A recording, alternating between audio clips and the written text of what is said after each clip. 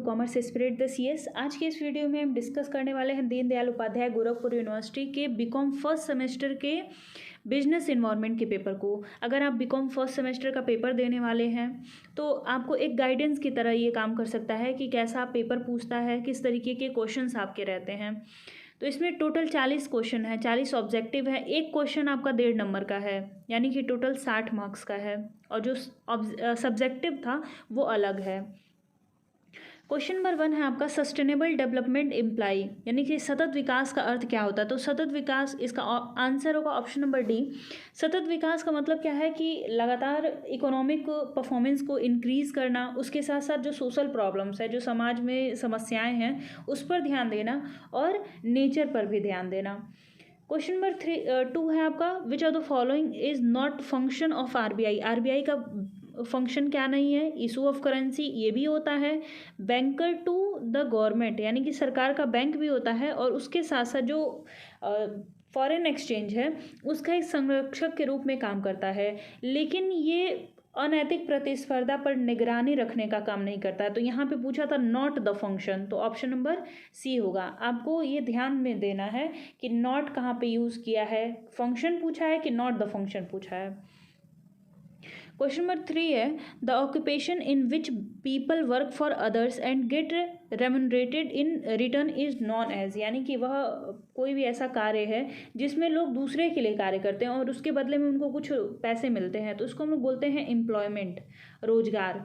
Business क्या होता है कि हम अपनी एक्टिविटीज़ करते हैं, कुछ इकोनॉमिक एक्टिविटीज़ करते हैं, वहाँ से प्रॉफिट मिलता है। प्रोफेशन क्या होता है कि जहाँ पे हम अपने स्किल्स का यूज़ करते हैं, जैसे जो टीचिंग है वहाँ पे क्या है, पर्सन अपना स्किल यूज़ करता है और टीच करता है, उसके पास कोई स्पेसिफिक नॉलेज होता है, उसके अनुसार वो काम करता है। जैसे डॉक्टर्स हो गए तो वो प्रोफेशन में आते हैं। क्वेश्चन नंबर 4 है आपका the capital market in India is controlled by. पूंजी बाजार का नियंत्रण कौन करता है? तो सेबी करता है। सेबी का फुल फॉर्म होता है securities and exchange board of India. Question number 5 है एफआईपीबी का फुल फॉर्म क्या है? तो इसका फुल फॉर्म है फॉरेन इन्वेस्टमेंट प्रमोशन, विदेशी निवेश संवर्धन बोर्ड। यहाँ पे बोर्ड लिखा नहीं था इंग्लिश में, foreign investment promotion board. Question number 6 है आपका identify the sector where FDI is not permitted, यानी कि एफडीआई किस क्षेत्र में नहीं है? तो वो है आपका एटॉमिक एनर्जी, चाहे ऑटोमोबाइल हो गया, इंफ्रास्ट्रक्चर हो गया, टेक्सटाइल हो गया, इन सब में एफडीआई है।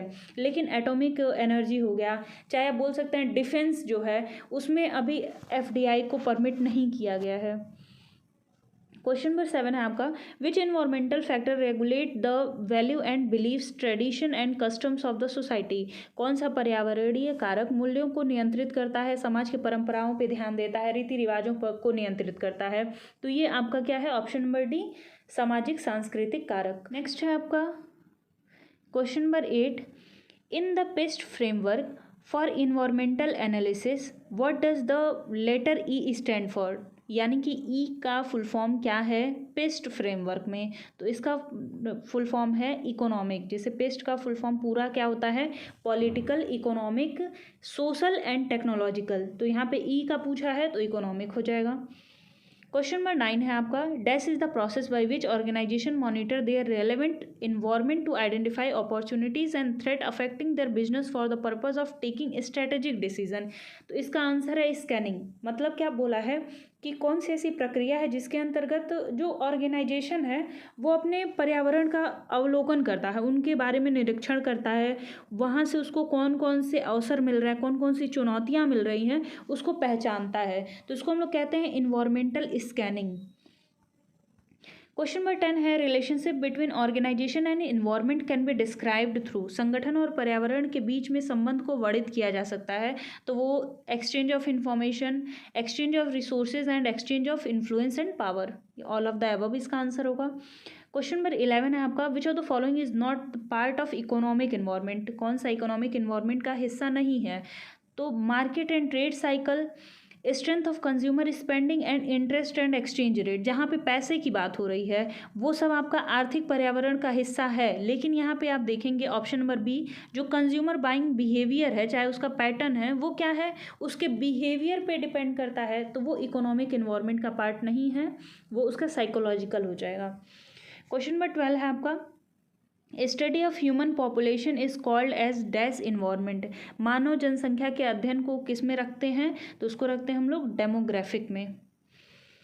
क्वेश्चन नंबर 13 है, dash with their own bargaining power affect the cost structure of the industry. यानी कि कौन अपने स्वयं की सौदेबाजी से किसी भी उद्योग की लागत संरचना को प्रभावित करते हैं। तो अगर कॉस्ट की बात करें तो कॉस्ट कहाँ से इनकर होता है, प्रोडक्ट को बनाने में, और प्रोडक्ट को बनाने के लिए किस चीज़ की ज़रूरत पड़ती है, रॉ मटेरियल की। तो अगर रॉ मटेरियल का जो सप्लायर है वो अधिक प्राइस चार्ज करेगा तो कंपनी के जो कॉस्ट हैं वो बढ़ेंगे। तो इसलिए इसका आंसर क्या हो जाएगा, बी हो जाएगा। आप ऑप्शंस को देख करके भी उसका आंसर लगा सकते हैं। क्वेश्चन नंबर 14 है आपका, the price sensitive of the market is an important factor of which of the following element of macro environment. यानी कि बाजार के मूल्य संवेदनशीलता सूक्ष्म वातावरण के किस तत्व का महत्वपूर्ण कारक है। तो ये किससे रिलेटेड है, आपका ग्राहक से संबंधित है। प्राइस सेंसिटिविटी की बात किया है, तो प्राइस सेंसिटिव कौन होता है, आपका कस्टमर होता है।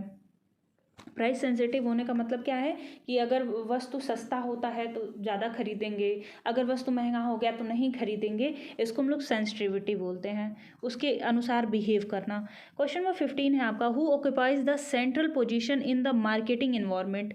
किसी भी विपणन पर्यावरण का जो केंद्र है वो किस पर है, तो वो आपका उपभोक्ता होता है। जैसे कोई भी मार्केटिंग का काम हो रहा है, कोई भी प्रोडक्ट बन रहा है, कोई भी सर्विस बन रहा है, तो वो किसके लिए बन रहा है, उपभोक्ता के लिए बन रहा है। तो इसलिए ये केंद्र बिंदु होता है। क्वेश्चन नंबर 16 है, SEBI has to responsive to the needs of group which constitute the market. यानी कि सेबी किस पर ध्यान देता है, तो चाहे वो इशू जो सिक्योरिटीज़ को इशू करता है, जो उसमें निवेश करता है, चाहे जो मार्केट के इंटरमीडियरीज हैं उन सब पे ध्यान देता है। ऑल ऑफ द एबव होगा। क्वेश्चन नंबर 17 है आपका, who is the custodian of Nations foreign exchange reserve. कौन कस्टोडियन होता है, यानी कि संरक्षक होता है। तो अभी हम लोग इसके पहले क्वेश्चन सॉल्व किए हैं कि आरबीआई का कौन कौन सा फंक्शन है। तो वहाँ पे लिखा हुआ था कि जो विदेशी मुद्रा होती है उसके संरक्षण कौन करता है, आरबीआई करता है। तो ऑप्शन नंबर सी होगा। नेक्स्ट है 18, सेबी, आरबीआई, एडा, ये सब क्या है, तो ये एक तरीके के नियामक संस्थान है, यानी कि रूल और रेगुलेशन बनाते हैं। सेबी स्टॉक एक्सचेंज के बारे में बताता है, जो आरबीआई है वो बैंक के बारे में बताता है, और जो एडा है वो इंश्योरेंस कंपनीज जो होती हैं उनके लिए रूल और रेगुलेशन बनाता है। नेक्स्ट है आपका, FEMA is placement to which act. यानी कि फेमा को किस अधिनियम के स्थान पर बनाया गया था, तो उसको बनाया गया था फेरा। जो फेमा का अधिनियम है वो है आपका 1999 का, जो फेरा है वो 1973 में बनाया गया था। फेमा का फुल फॉर्म होता है foreign exchange management act. Question number 20 है, which of the following are the impact of government policy changes on the business and industry. यानी कि कौन से ऐसी नीतियां हैं सरकार की जो व्यापार हैं, जो उद्योग हैं, उन पर असर डालती हैं। तो चाहे वो कंपटीशन को बढ़ाएं, चाहे कोई भी चेंजेस किए जाते हैं, चाहे जो ग्राहक हैं उनके मांग में परिवर्तन होता है, ये सब कुछ अफेक्ट करते हैं। तो ऑल ऑफ द एबव इसका आंसर होगा। सरकार की जो नीतियाँ परिवर्तित होती हैं उसकी वजह से कॉम्पिटिशन बढ़ सकता है, जो आवश्यकताएं हैं उसमें परिवर्तन लाया जा सकता है, और उसके साथ साथ ग्राहकों की मांग भी परिवर्तित हो सकती है। तो ये सब मिल करके व्यवसाय को प्रभावित करते हैं। क्वेश्चन नंबर 21 है आपका, लाइबरलाइजेशन मीन्स, उदारीकरण का अर्थ क्या होता है। तो उदारीकरण का मतलब ये है कि जो लाइसेंसिंग था उसको ख़त्म कर देना। अगर व्यवसाय आपको स्टार्ट करना है तो आप व्यवसाय को स्टार्ट कर सकते हैं विदाउट लाइसेंसिंग। तो ये काम किया गया था 1991 में, 1991 से एलपीजी को लेके आया गया था। क्वेश्चन नंबर 22 है, which of the following are the dimension of business environment. Business environment के कौन कौन से आयाम हैं। तो आयाम का मतलब क्या है कि उसमें क्या क्या इंक्लूड किया जाता है। तो economic and social, technological and economics, legal and social, all of the above इसका आंसर। नेक्स्ट है question number 23, which of the following does not explain the impact of government policy changes on business and industry. तो निम्नलिखित में से कौन सा ऐसा है जो गवर्नमेंट की पॉलिसी चेंज में व्यवसाय पर कोई प्रभाव नहीं पड़ता है। तो अगर एग्रीकल्चरल प्राइसेस चेंज होते हैं तो उसका प्रभाव नहीं पड़ता है। क्वेश्चन नंबर 24 है आपका, relaxing control and restriction imposed over the business and industry means. यानी कि व्यापार पर, उद्योग पर जो लगाए गए नियंत्रण है उसको थोड़ा सा ढीला कर देना, उसको मतलब क्या होता है, तो उसका मतलब होता है लाइबरलाइजेशन, यानी कि उदारीकरण। इसके पहले सेम इसी पैटर्न पे क्वेश्चन सॉल्व हुआ था। नेक्स्ट है आपका question number 25, elements of monetary policy are. Monetary policy का कौन कौन सा एलिमेंट है, तो SLR हो गया, CRR हो गया और एक्सचेंज रेट, ये तीनों है। तो all of the above answer होगा। SLR मतलब होता है कि स्टेचुरी लिक्विडिटी रिजर्व, और CRR का मतलब होता है कैश रिजर्व रेशियो। तो ये फुल फॉर्म आपको याद होना चाहिए, क्योंकि ये पूछ देगा कि CRR का फुल फॉर्म क्या है, SLR का फुल फॉर्म क्या है, बैंक रेट क्या होता है। क्वेश्चन नंबर 26 है आपका, the most rapidly changing business environment is, कौन सा ऐसा पर्यावरणीय घटक है जो बहुत अधिक तेजी से परिवर्तित होते रहता है, तो वो टेक्नोलॉजी। आप देखते होंगे फ़ोन में अभी अपडेट किया, उसके 10 दिन बाद फिर से अपडेशन आ जाता है, वैसे ही टेक्नोलॉजी दिन प्रतिदिन बहुत तेज़ी से बदलता है। वहीं पर अगर हम लोग देखें सोसाइटी को, हमारा कल्चर बहुत जल्दी नहीं परिवर्तित होता है। क्वेश्चन नंबर 27 है, the portion of the total deposit of commercial bank which it has to be kept with RBI in form of cash reserve is termed as, यानी कि वाणिज्यिक बैंक को अपने कुल जमा का कुछ राशि RBI के पास रखना पड़ता है, उसको क्या कहते हैं, तो उसको हम लोग कहते हैं CRR, कैश रिजर्व रेशियो। और जो उसे अपने पास रखना पड़ता है उसको हम लोग कहते हैं SLR, statutory liquidity reserve. Next है आपका question number 28, economy which is regulated and managed by the private individuals, यानी कि जो प्राइवेट इंडिविजुअल्स के द्वारा अर्थव्यवस्था को चलाया जाता है उसको क्या कहते हैं, तो उसे हम लोग कहते हैं पूंजीवादी अर्थव्यवस्था। जो सरकार के द्वारा चलाया जाता है उसको हम लोग क्या कहते हैं, सामाजिक, और जो दोनों मिल करके चलाते हैं उसको हम लोग कहते हैं मिश्रित। तो अगर क्वेश्चन में आपकी ये रहे कि भारत का जो इकोनॉमी है वो कैसा है, वो तो मिश्रित है, दोनों मिल करके चलाते हैं। क्वेश्चन नंबर 29 है, what does the term third sector refers to, तृतीयक सेक्टर का अर्थ क्या होता है, तो इसके अंदर जितने भी सेवा से संबंधित क्षेत्र हैं वो सब इंक्लूडेड हैं, चाहे वो आपका वेयर हाउसिंग हो गया, इंश्योरेंस हो गया, बैंकिंग हो गया, ये सब किसके पार्ट है, थर्ड जो टेरिटरी सेक्टर है उसका है। नेक्स्ट है question number 30, by which act government check restrictive trade practices, यानी कि सरकार के अधिनियम के द्वारा जो व्यवसाय में गलत काम होते हैं, चाहे जो कंपटीशन को बढ़ाया जाता है गलत तरीके से, इन सब पे उन सबको चेक करती है, उन सब पे जांच लगाती है, तो वो है आपका MRTP एक्ट। MRTP एक्ट कब है आपका, 1969 पे, और इसको चेंज करके कॉम्पिटिशन एक्ट में बना दिया गया है, कॉम्पिटिशन एक्ट 2002। MRTP एक्ट का फुल फॉर्म भी आपका पूछ सकता है, तो monopoly restrictive trade practices. Question number 31 है आपका, companies image is factor affecting business, company की छवियां व्यवसाय को किस प्रकार से प्रभावित करती हैं और वो कौन सा कारक है, तो वो एक तरीके का इंटरनल है, आंतरिक है। एक्सटर्नल मतलब क्या है, कि जैसे जो बाहर के तत्व हैं जो प्रभावित करते हैं वो है। क्वेश्चन नंबर 32 है आपका, dash is an economic system based on principle of free enterprise, free enterprise किससे रिलेटेड है, तो वो है आपका पूंजीवाद से, जहाँ पर फ्री किया जाता है कि आप चाहें तो बिजनेस स्टार्ट कर सकते हैं देश में। क्वेश्चन नंबर 33 है आपका, the industrial policy resolution was passed in first, तो जो इंडस्ट्रियल रिजोल्यूशन नीति बनाई गई थी वो कब बनाई गई थी, तो ये 1947 में फर्स्ट टाइम बनाई गई थी। क्वेश्चन नंबर 34 है आपका, in India liberalisation and privatisation began in, LPG को कब लेके आया गया था, तो वो था आपका 1991। L का मतलब है लिबरलाइजेशन, P का मतलब है प्राइवेटाइजेशन और G का मतलब है ग्लोबलाइजेशन, तो ये फुल फॉर्म भी पूछ सकता है आपका। क्वेश्चन नंबर 35 है आपका, which among the following is not the instrument of monetary policy, निम्नलिखित में से कौन सा मौद्रिक नीति का साधन नहीं है, तो SLR हो गया, CRR हो गया, बैंक रेट हो गया, रेपो रेट हो गया, ये सब मॉनेटरी पॉलिसी के हैं। डेफिसिट फाइनेंसिंग किसका है, फिस्कल पॉलिसी का। नेक्स्ट है आपका question number 36, which one is not an element of internal environment, internal environment का तत्व कौन सा नहीं है, तो जो मॉनेटरी एंड कैपिटल मार्केट है वो एक्सटर्नल में आते हैं, क्योंकि ये क्या करते हैं, पूरे के पूरे इकोनॉमिक पे प्रभाव डालते हैं।